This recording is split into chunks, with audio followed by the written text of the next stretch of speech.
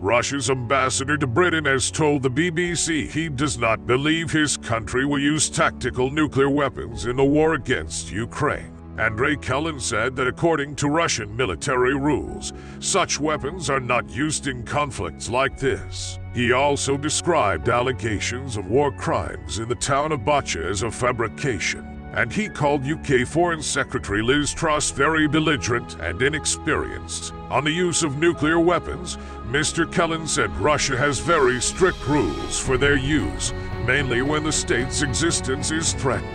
It has nothing to do with the current operation, he told BBC One Sunday morning, when Vladimir Putin put his nuclear forces on high alert in late February. Soon after the invasion, it was widely perceived as a warning. Mr. Putin blamed the development on aggression by the West and NATO, but the UK Defence Secretary Ben Wallace branded it an attempt to distract people from what's going wrong in Ukraine, saying Russia was behind schedule on its invasion after just a few days, and trying to remind the world it had a deterrent. Tactical nuclear weapons are those which can be used at relatively short distances, as opposed to strategic nuclear weapons which can be launched over much longer distances and raise the specter of all-out nuclear war. But the term still includes many types of weapon, including smaller bombs and missiles used on a battlefield. Russia is thought to have about 2,000 tactical nuclear weapons. Could Russia use tactical nuclear weapons? Would Putin press the nuclear button? The BBC Clive Murray asked the ambassador about comments made by UK Foreign Minister Liz Truss, who said the war will only end once Russian President Vladimir Putin removes his troops entirely.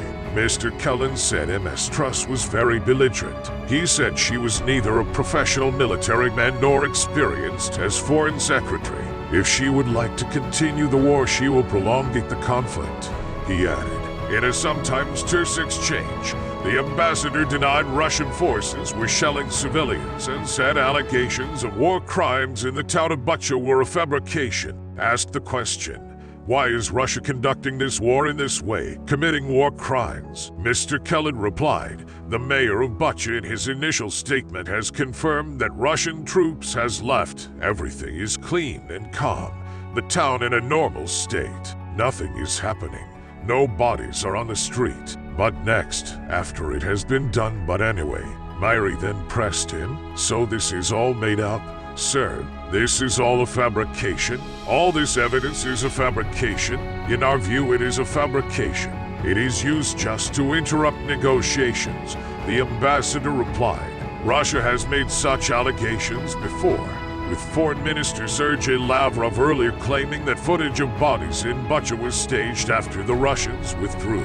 This was contradicted by numerous eyewitness accounts from residents who told the BBC that Russian troops had summarily executed their loved ones. He was just a peaceful man, a family man, a welder, who struggled with a spine fracture and was disabled all his life, one man said of his murdered son-in-law. Satellite imagery also appears to directly contradict Moscow's position, showing bodies lying in the street nearly 2 weeks before the Russians left the town, collecting the dead in Bucha. Bucha's satellite image contradicts Russian claims. The ambassador was also asked about CCTV footage of Russian soldiers killing unarmed civilians in Ukraine.